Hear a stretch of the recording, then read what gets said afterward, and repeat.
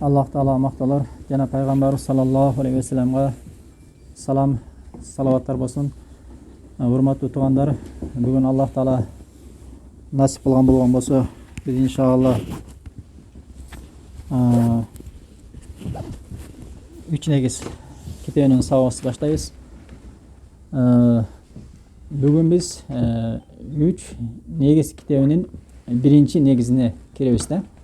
Biz buga чейин 3 negizden kiriş sözünde birinci savağısta 4 meseleni aldık. İkinci savağısta 3 meseleni aldık.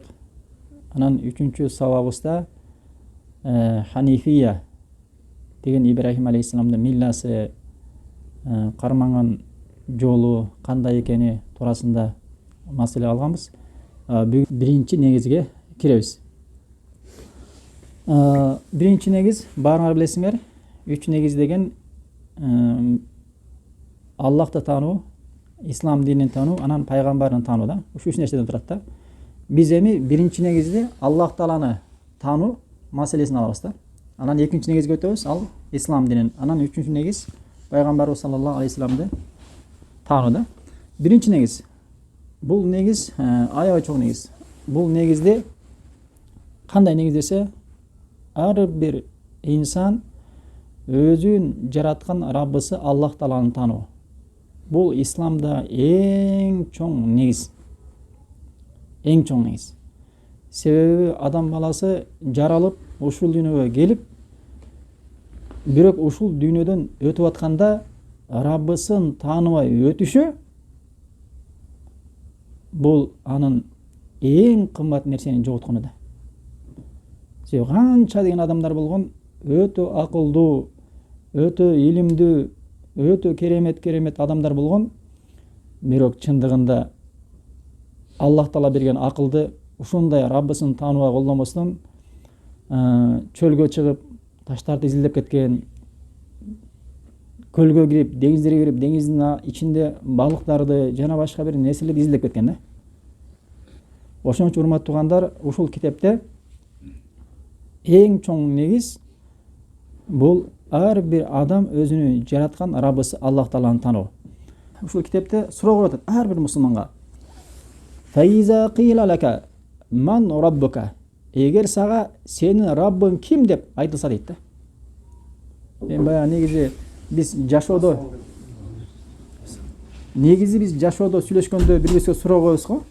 Ошондо бул китепте дагы көчө тил менен гана. Эгер сага сенин Раббың ким деп айтылса, эмне деп жооп бересиң деп суроону коюп атат да. Себеби алгачкы өткөн бир топ алымдар адамдарга динди үйрөтүш үчүн аябай бир көркөм, аябай адаби, көп элдер биле бербеген, түшүнө бербеген сөздөр менен китептерди жазбаган да. Эң негизи китептин максаты адамдарга түшүндүрүү болгондон кийин ошол карапайым адам болсо да түшүнүш үчүн карапайым сөздөр менен китепти жазган да. Себеби китепти жазууда максат эмне? Ошол китептин ичиндеги нерсени адамдар түшүнүш керек да, туурабы? Сен ошол айтып аткан, козгоп аткан маселени адамдар түшүнө тургандай деңгээлдеги сөз менен адамдарга жазышың керек экен да. Көрөрүңбү? Ошон үчүн имамдар карапайым, жада калса кээ бир адамдар айтат, ошол китепти көчө сөз менен жазган дейт да. Себеби адамдар көбүнчө тилди окубайт дагы көчөдөгү тил менен сүйлөшөт да. Анан көчөдөгү тил менен соодасын деле көчөдөгү тил менен сүйлөшөт. Бизнесин деле кандай гана маселе болсун, тууганчылык болсо деле, тойго барса деле, ашка барса деле бүтүк жерде эмне көчө тил менен сүйлөшөт да. Ал эми адаби, мыкты, көркөм тилде сүйлөгөн адамдар бул өтө аз да. Эгер сага Раббың ким деп айтылса дейт, суроо коюп атат. Артында суроо белгиси. Факул дейт, кайта өзү жооп берип атат да. Рабби Аллаху лази раббани. Ал мени жараткан, тарбиялаган, башкарып турган зат болгон Аллах таала деп айтат. Суроосун кайта, суроосуна жообун кайта өзү берип атат да. Эми урматтуу туугандар, бизди жараткан Аллах экен да. Бизди Аллахтан башка жаратуучубуз жок экен да. Ошон үчүн жалпы эле адам баласы өзүнүн жаратуучусу Аллах экенин кайтара бербейт. Бир гана четтен чыгып, адашып, динин жоготуп кеткендер гана Раббынын бар экенин жана жаратуучу экенин эле кайтарбаса, негизи жалпы адам баласы бир жаратуучу бар экенин билет да. Аллах деп айтпаса дагы бул аламды жаратуучу бар деп билет да. Көрөбү? Бирок мусулмандар аны Аллах деп билет да. Ал эми мусулман эмес кээ бирлер жаратуучу бар дейт. Бирок кичине башкачараак сөздөрдү айтып ширк кошуп кеткен жайдарлар бар да. Исаны теңеп кетет, же Мариям энебизди, же болбосо Узайырды жана башка теңир деп кетет, ушинтип, а болбосо Аллахтын бар экенин бир ушунчалык бир четтен чыккандардан кайтарбаса, мисалы Фиргаун сыяктуу,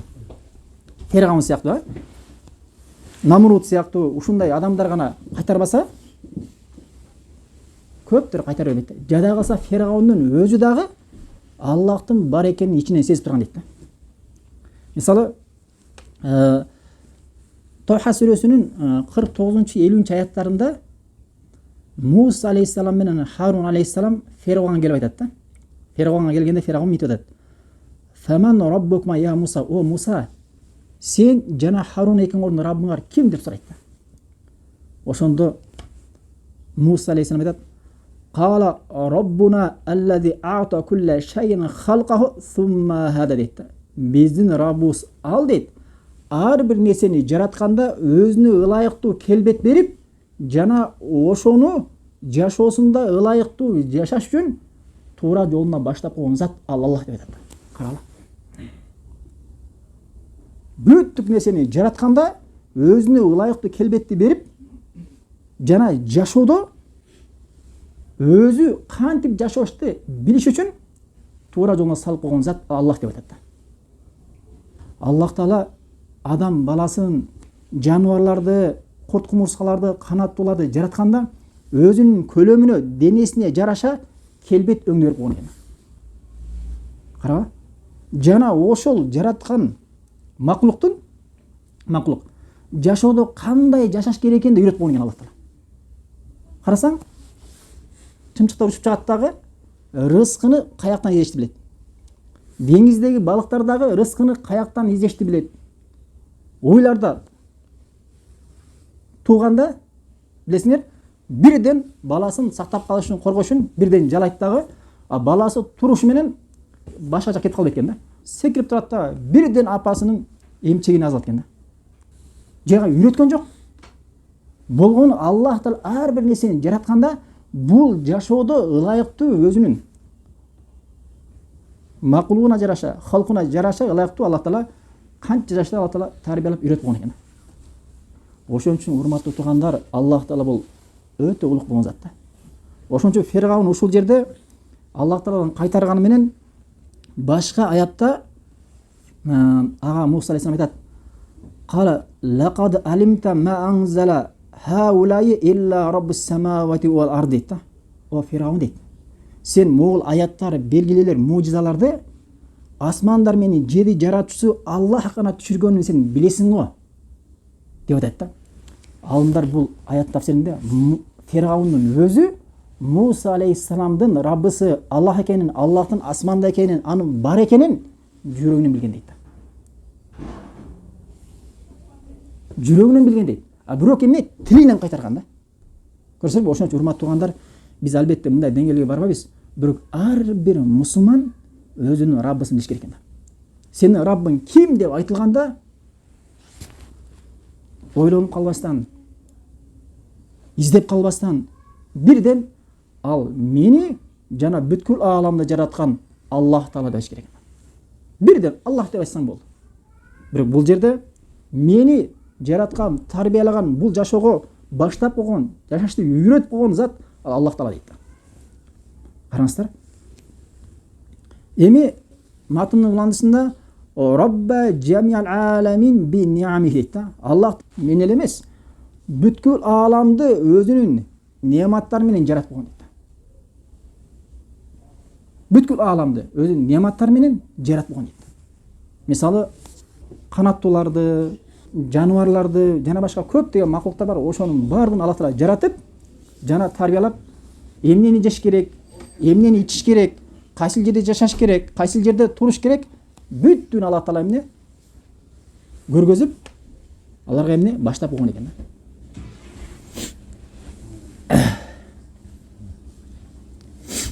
Эми бул жерде бүткүл ааламды өзүнүн неаматтары менен жарат деген маанисин алымдар айтат. Аллах Тааланын бизге берген неаматтары аябай көп дейт да. Мисалы Нахл сүрөсүнүн 18-аятында "Ва ин таудду ниматаллахи ла тухсуха" дейт да. Эгер силер Аллах Тааланын неаматтарын санай турган болгон болсоңор, анын чегине эч качан жетпесиңер дейт да. Мисалы биз алхамдулилла бала болуп чоңойгондон кийин эми өзүбүз рызкыбызды өзүбүз себепкер болуп таап атабыз да. Албетте берүүчү Аллах болгону биз себебинен кылып атабыз да. А бирок биз энебиздин ичинде жаткан кезде Аллах Таала бизге ошол 4 ай деп кой, 4 айдан кийин адам келбетине кирип жаң кирет да. Ошол 4 айдан баштап төрөлгөнчө 5 ай болуп калат. 5 ай бою Аллах Таала бизге тынымсыз рызкын берип турган экен.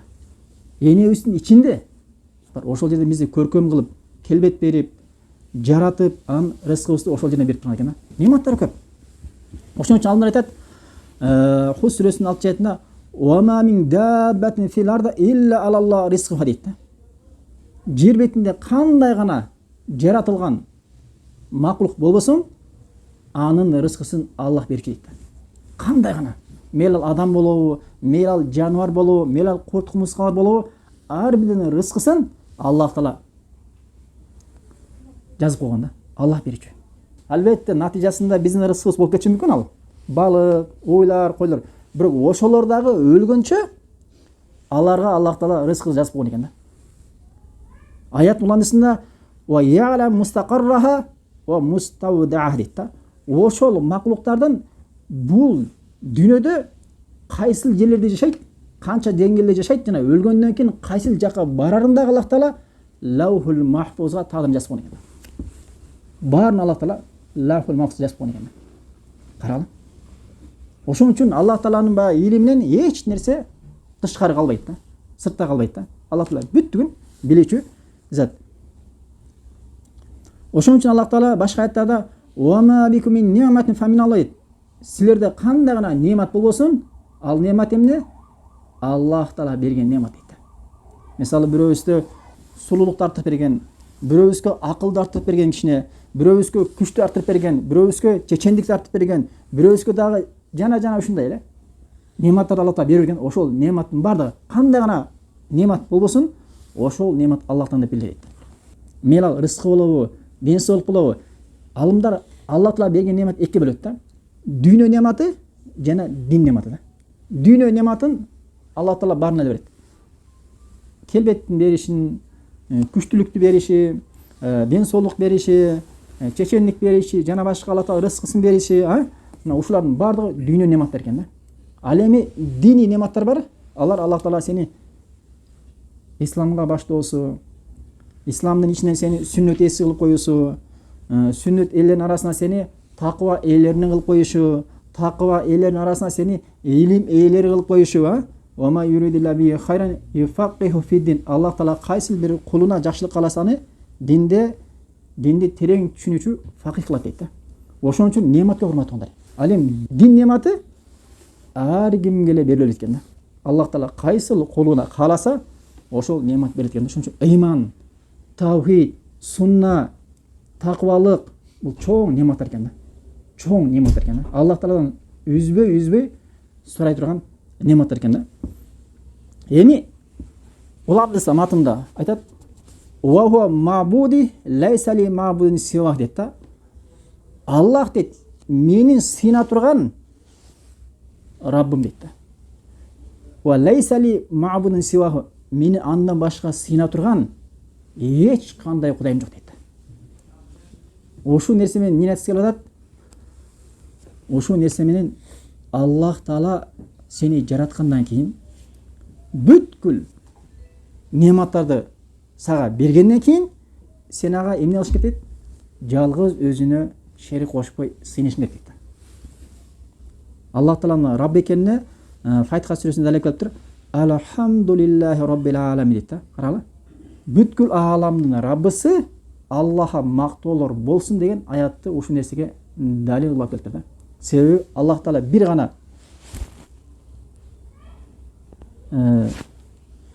бізден емес, бүткіл аламды жаратқанда. Бүткіл аламды жаратқан. Эми Аллах Тағала ошол нәрселердің барын жаратқаннан кейін өзі ғана сыйынуға тату зат екен да. Сіз урматтуу туғандар, біз дайым айтабыз ғой, алғаш өткен пайғамбарлардың бардығы бір нәрсеге шақырған. Жалғыз Аллаха шақырған. Ошон үчүн Нух алейхиссалам өзүнүн коомун чакырганда, жана ошондой эле Худ алейхиссалам өзүнүн Ад коомун чакырганда, Салих алейхиссалам Самуд коомун чакырганда, жана Шуайб алейхиссалам Мадиян коомун чакырганда бир сөз айткан. Эч кандай айрым болбогон да. Эмне деп айткан? Алла Таала ошолордун баардыгын айткан сөздөрүн алып келет да. Кала я кауми дейт да. О менин коомум, убудуллаха, Аллах Тааланын өзүнө гана сыйынгыла, ибадат кылгыла. Ма лакум мин илахин гайруху. Себеби Аллахтан башка силердин эч кандай Раббыңар жок деген. Бир сөз айтканда. Эч кандай ортодо кармашып болгон да. Ошон үчүн эмне пайгамбарлардын бардыгын алып келген нерсеси, милласы, таухиди, чакырган нерсеси бир экен да. Бир болгон. Андан кийин айтып атат матынында: "Ва куллу ман сиваллах аламын." Аллахтан башканын бардыгы алам дейт. Алам дегенде эмне? Аллахтан башканын бардыгы макулук дейт. Аллахтан башка нерселердин бардыгын Аллах жараткан макулуктар дейт. Ва ана вахид мин заликал алам. Мен ошол Аллах жараткан макулуктардын биримин дейт. Аллах Таала бүткүл макулук жараткан, ошол жаратылган макулуктардын мен бириси ганамын дейт. Бириси ганамын деп ошол матында келип атат. Биринчи суроо бүттү. Биринчи суроо эмне экен? Эгер сага сен Раббың ким деп айтылса, сенден сураса, эмне деп жооп беришиң керек экен? Менин Раббым Аллах. Мени жана бүткүл аламды жараткан Аллах деп жооп бериш керек да. Бул жерде баягы китептин баягы немесинде бир кичинекей балдарга үйрөтүп аткандай жазган да. Кичинекей балдарга үйрөтүп аткандай жазган да. Эми чындыгында бул кичинекей баладан баштап карыяга чейин үйрөтүп турган маселе да. Себеби азыр ушунун өзүн азыр канча мен деген акылдуу жазуучулар, профессорлор, ученыйлар билбей жүргөнү канча, билбей өтүп кеткени канча, төрөлүп келечекте келе тургандарын канчасы билбей калат, Алла билет.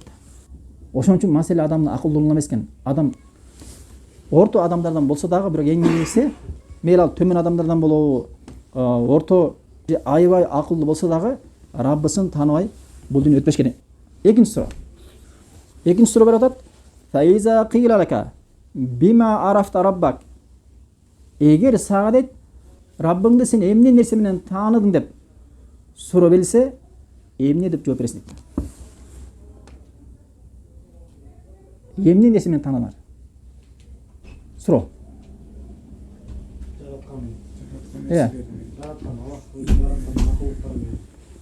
Жараткан макулуктар менен. Дагы сен Раббыңды эмне нерсе менен тааны деп суроо берет. Куран, сунна менен. Бул жараткан макулуктар менен. Сен Куран, сунна менен. Дагы барбы? Буга да жооп аябай чоң да.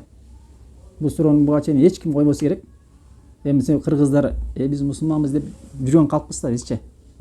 Эмне мусулмансың десе, ошол мен мусулманмын, ата бабабыз мусулман болгон, ошон үчүн мусулманмын деп кете беребиз да бизче.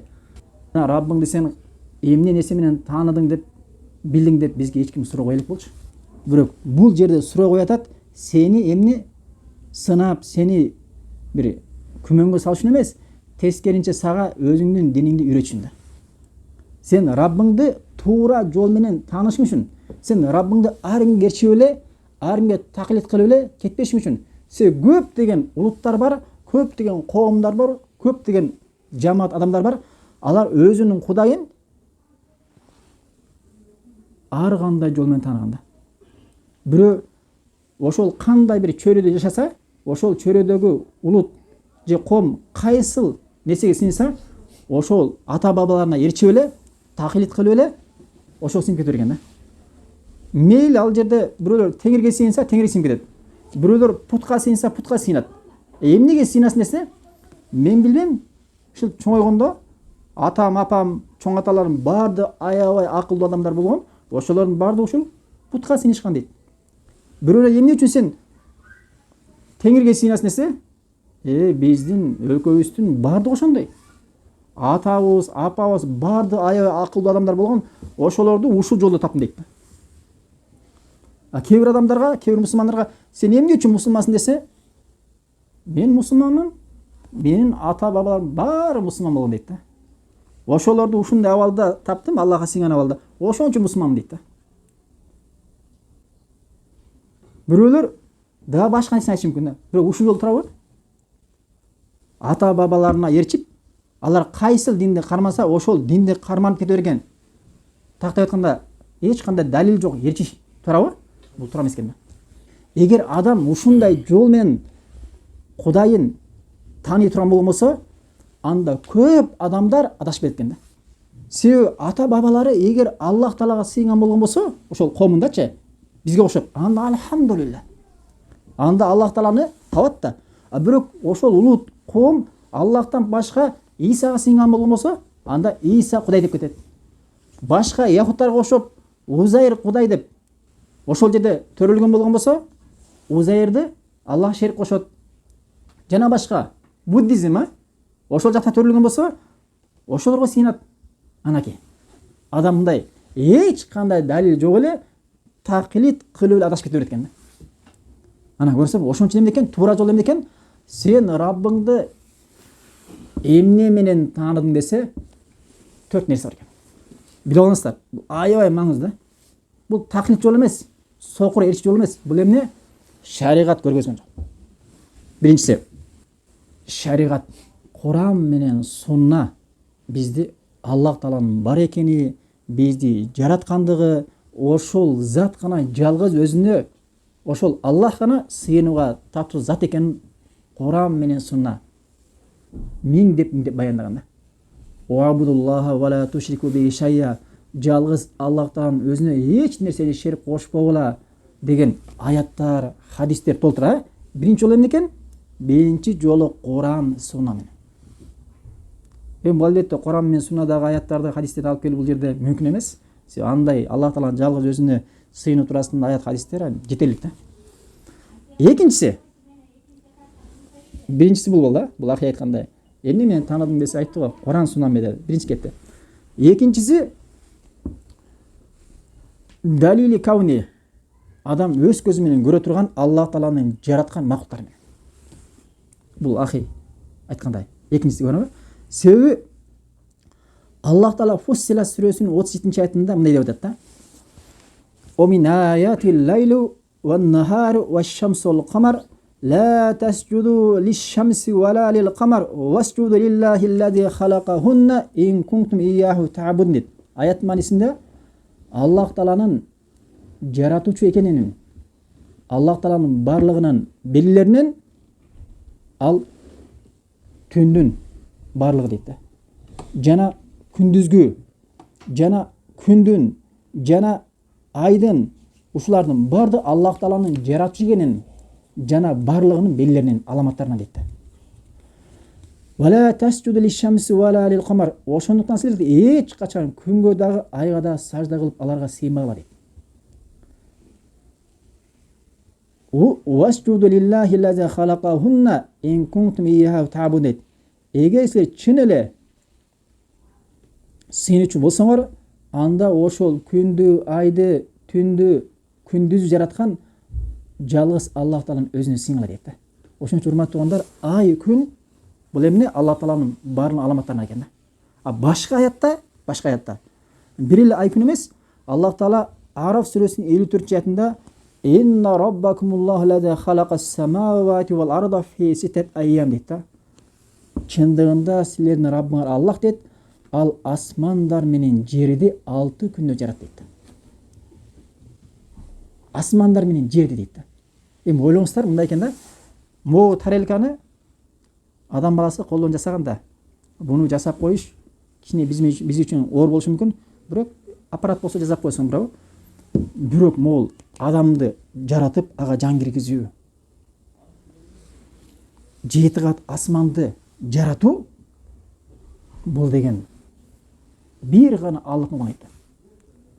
Ушул 7 кабат асман менен 7 кабат жер аябай чоң болгондуктан эч кимдин акылы жетпегендигинен сен билесиң, ушул нерсени жараткан, ушул макулукту жараткан Аллах Таала ушунчалык улуктуулугунда. Себеби азыр жердин ичи толук эзилип бүтөлүк тура эмеспи? 7 кабат жердин түбүнө ким жетти? Эч ким жете элек. Эмне бар дагы эмне нерсе чыгат? Мисалы, жерде Яжуч менен Мажуч бар. Турабы? Ал деген Яжуч менен Мажуч чыкса, баа хадис келет го, аны жеңе турган жер бетинде ошол учурда, Яжуч менен Мажуч чыккан учурда мусулмандар кака бурулат? Тур тоосуна чыккыла, ошол жакка качкыла деп буйрулат. Эмне үчүн? Себеби Яжуч менен Мажуч чыкканда аны жеңе турган, ага туруш бере турган эч кандай ком болбойт. Себеби алар ушунчалык көп да. Жер жашап атат, алар ушунчалык көптүгүнөн баягы бир көлгө келип туруп, көлдү асты келип көлдү ичет, артында өтүп баратып, заман болгон экен, ошол заманда ошол жерде суу болгондо окшойт өтүп кетет да. Аябай чоң көл. Караңыздар, ушунчалык көптүк. Эмелесет көрүлө, ушул адамдар, эгер кыямат күнү ошолор чыккан учурда жер бетине адамдар аларга чыдай албай турган болгон болсо, анда алар бизден дагы көбүрөөк да. Жана бизден дагы күчтүүрөөк алар. Ошон үчүн ошолорду ким изилдеп тапты азыр? Жердин ичиндеги нерселер эле. Ким изилдеп тапты? Эч ким изилдеп тапкан жок. Бир ушунчасы, жер бетинде Яжуч деген, Мажуч деген адамдар бар экен жакта. Кыйкырып атат, үндөрү чыгып атат деп эч ким тапып чыккан жок. Асман, биринчи кабат асмандын ичинде эле бирдекелер көрүп калып, таап калып, эмне жаңы нерсе ойлоп тапты, мында ойлоп таптым деп атат. А бирок деген экинчи кабат асманга эч ким чыга элек али. Үчүнчү кабат асман, 4-чү кабат асман, 5-чи кабат асман, 6-чы кабат. Аллаху акбар, аяктарга Аллах алем, жер бетинде адамдар биринчи кабаттын асманынан ары ашпаса керек да. Себеби биринчи кабат асмандагы эле жылдыздарды санап бүтө албай атат. Жылдыздын канчалык чоң экенин али изилдеп бүтө албай атат. Ушул жерде турган жер ушунчалык чоң болгон болсо, жана башка нерсени жараткан Аллах Тааланы кандай деп ойлойбуз да? Эң негизгиси эки эмне экен? Аллах Тааланы жараткан макулуктары менен Аллах Тааланы тааныйт экенбиз да. Аллах Таала макулуктар бир гана жер, асман эмес. Жаннат турат диякта, бейиш турат, арыш турат. Эң чоң нерсе ал арыш да. Эң чоң нерсе ал арыш. Көзгө көрүнбөгөн жер бетиндеги, деңиздеги, суунун ичиндеги канча ден Аллах Таала макулуктар бар, бүттүгүн Аллах жараткан да. Кичинекейин дагы, чоңун дагы. Бул экинчи. Үчүнчүсү, биринчиси Аллахтын бар экенин, жаратуучу экенин, сыйынууга таптуу зат экенин биз Куран менен, суннат менен билдик, кыскача. Экинчиси Аллах Тааланы жараткан макулуктар менен. Эми үчүнчүсү Аллахтын бар экендигине адамдын акылы да билет экен. Кандайча? Себеби Аллах Таала Куранда айтат, Тур сүрөсүнүн 35-аятында: "Аму хулиқу мин гайри шайин, аму хумул халиқун" дейт да. Алар дейт, адам баласы дейт да, эч нерсеси жок эле жаратылганбы, же алар өздөрү жаратуучуларбы дейт да. Себеби, урматтуу тургандар, биз билебиз, адам баласы эч нерсеси жок эле, эч нерсесиз эле жаратып калбаган да. Себеби адам баласы эмне? Аллах Таала топурактан башы Адам алейхисаламды, андан кийинкилерди суудан жараткан да. Атырылып чыккан суудан жараткан. Ошон үчүн биздин каяктан келгенибиз, кандай жаратылганыбыз бул баардыгыбызга белгилүү да, белгилүү.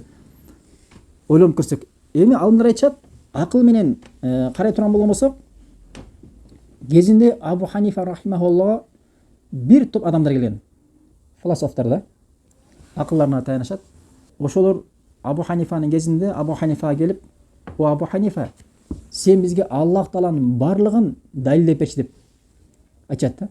Ошондо Абу Ханифа айтат, "Бул нерсени кое тургула, мен силерге азыр бир нерсе айтып берейин" дейт да. Анан ошондон кийин силерге Алла Тағаланың барлығын дәлелдеп берейін дейді. Айтқын дегенде айтады Абу Ханифа, бір деңізде бір кеме бар дейді. Кеме өзінен өзі эле товарды салаттағы, нарық өтке ташып бараттағы, қайта нарық өттен бұларын түшіреттағы, қайта нарық өттен товар салып, қайта берік өтке өзінен өзі эле еш қандай башқарусыз жоқ эле келе береді дейді. Қандай деп ойлайсың десе, бары бір-бірін қарап тұрып, мұндай болушы мүмкін емес дейді. Сөз түрде ал кеменің башқарушысы бар да дейді. Қанша эле кеме өзінен өзі товарды салып, тияққа барып түшіріп, қайта тияқтан товар салып, қайта өзіне келіп қалған болсын, бұл мүмкін емес дейді. Десе Абу Ханифа айтады, сіздер болбаған бір кемені дейді. Болбаған кеменің башқарушысы бар деп, кеменің башқарушысы жоқ десем, ошоны қайтарасыңдар дейді. Сіздер бұл аламды дейді. Қантип сіздер аламды башқарушысы жоқ. Өзінен өзі эле жүріп атат деп ойлайсыңдар дейді. Себебі бұның башқарушысы ал бүткіл аламның Раббысы Аллах деп айтады. Ошондо унча алып алышканда. Көрөбү? Ошон үчүн алдымдар айтат, сен талаада кетип барасаң дейт, бир аюнун изин көрсөң, же бир эликтин изин көрсөң, же кашкырдын изин көрсөң, эмне деп билесиң? Бул жерде кашкыр бар экен дейсиң. Же аю бар экен дейсиң. Же элик бар экен дейсиң. Ошол макулуктардын, айбанаттардын изи эмнеге далат кылат? Анын ошол жерде бар экенин билесиң да. Эми мусулмандар эмне? Могул асмандар менен жердин барлыгын көрүп, кимди тааныйт? Аллах Тааланын барлыгын билет да. Аллах Таала ушулардын баардыгын жараткан Аллах экенин билет. Жада калса кээ бир адамдар айтат, мисалы жолдо сапарда кетип атабыз дейт да. Эч кандай үйлөр жок. Таптаза чөл. Кетип атсак дейт, бир тарабыбызда бир заңгыраган бир аябай көркөм салынган бир особняк деп коебузбу, заңгыраган үй турса дейт. Анан жаныбызда бирөө, могу үй өзүнүн өзү эле салынып калган турбайбы? Өзүнүн өзү эле пайда болуп калган нерсе турбайбы деп айтса дейт, аны бардыгыбыз кайтарабыз дейт да. Себеби биз билебиз дейт, ошол үйдүн ээси бар экенин. Анын ээси дагы жөнөкөй эмес. Ал деген аябай акчасы көп, аябай бизнесмен, мыкты бир адам экенин билебиз дейт да.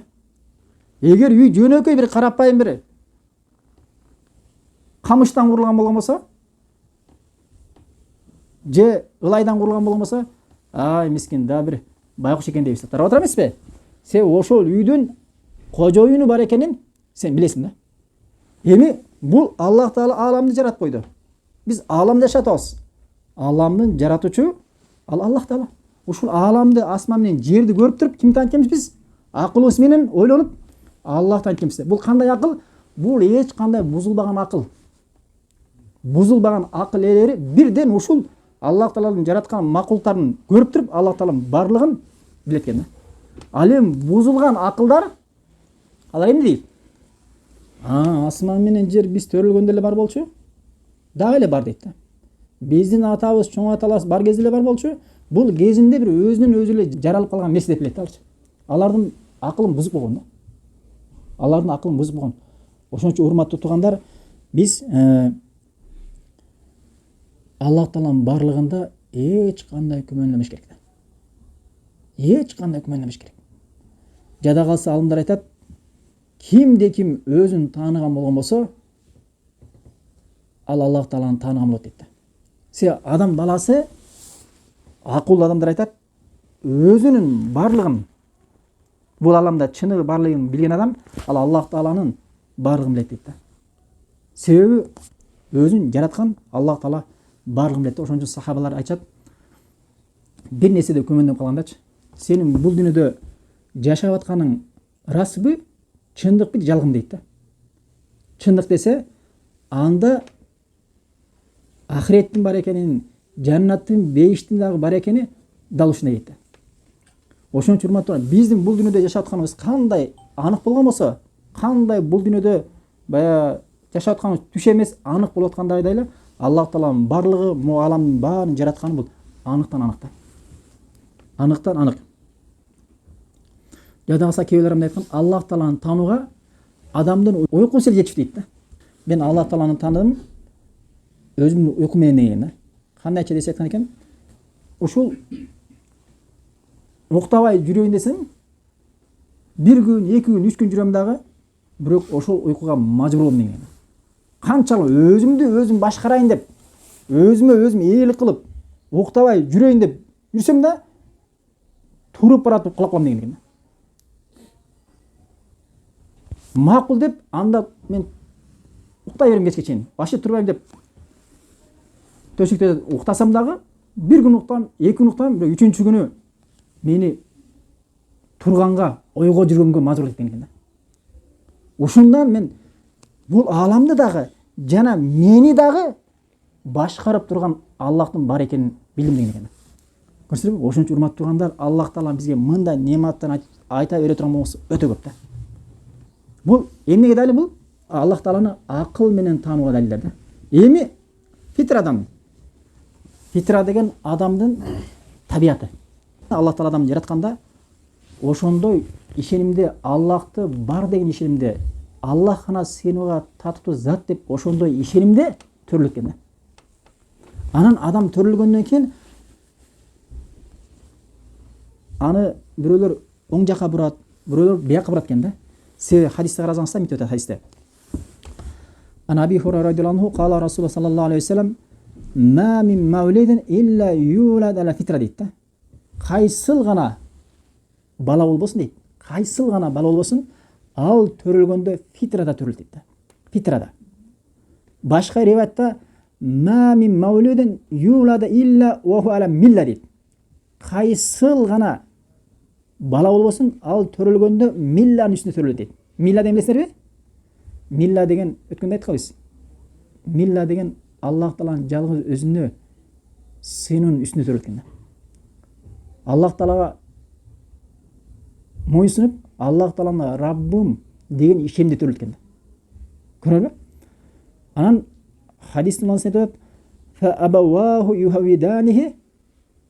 Анан бала өскөндөн кийин, акылга киргенден кийин, эгер ата энеси яхут болгон болсо, аны яхут кылып салат дейт.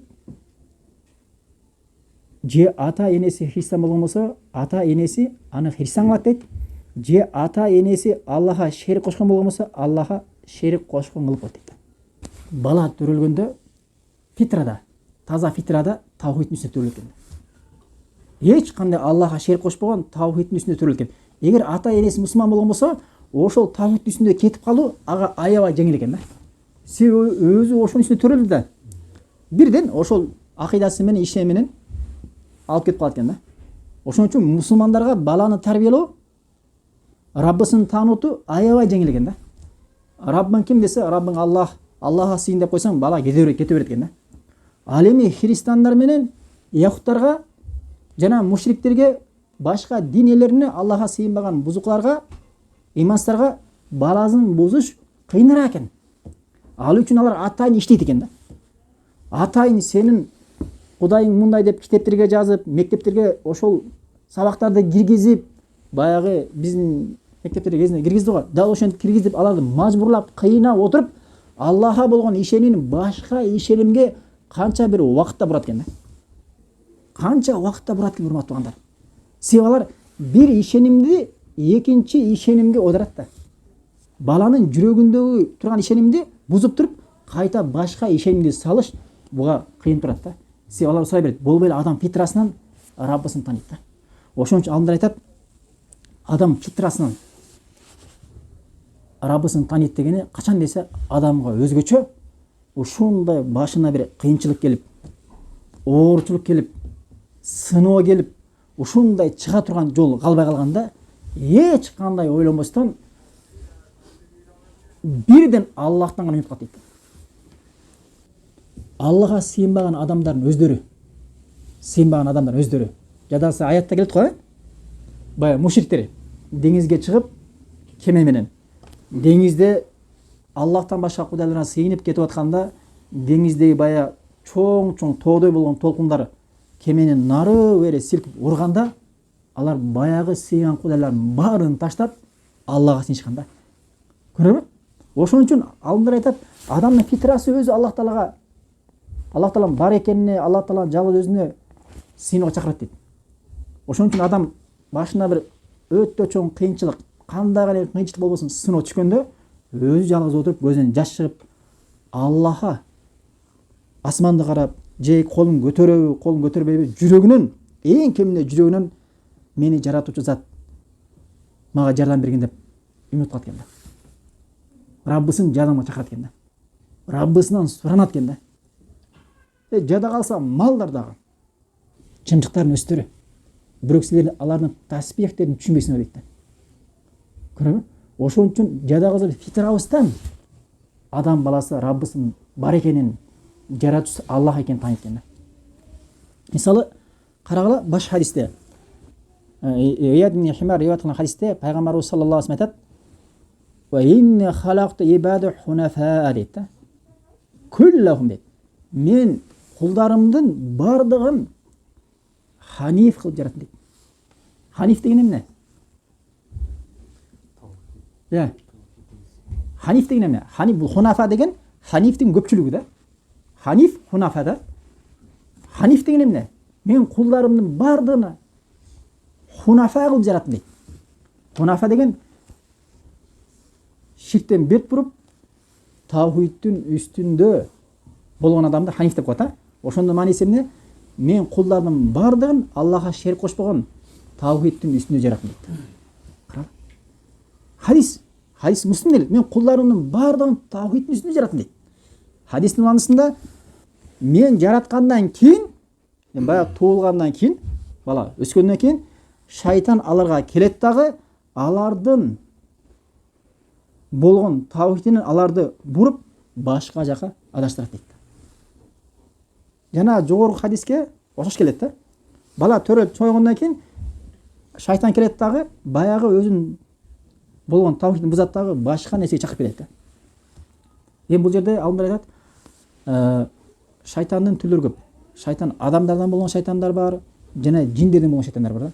Сөз түрдө бул жерде шайтан деген мааниси биз билген жиндерден болгон шайтан эмес. Себеби шайтан түрлөрү бар. Адамдардан болгон шайтандар бар, жана жиндерден болгон шайтандар бар. Жиндерден болгон шайтандар Аллахтан башкага чакыргандар, толтурган түрлөрү көп. Адамдардан болгон шайтандар баягы эле Аллахтан башка чакыргандар. Мен Кудаймын деген ал шайтандын башында тургандар. Аллахтан башка сыйынууга чакыргандар, ширкке чакыргандар, жана башка көптөгөн куфурга, ыймансыз нерсеге чакыргандардын бардыгын бирден биле бергиле, алар эмне? Адамдардан болгон шайтандар. Хадистин уландысында мен арам кылган нерсени шайтан аларга адал кылып, жана аларды дейт эч кандай далилсиз мага шерик кошууга шайтандар буйрушат дейт да. Көрсөтөрбү?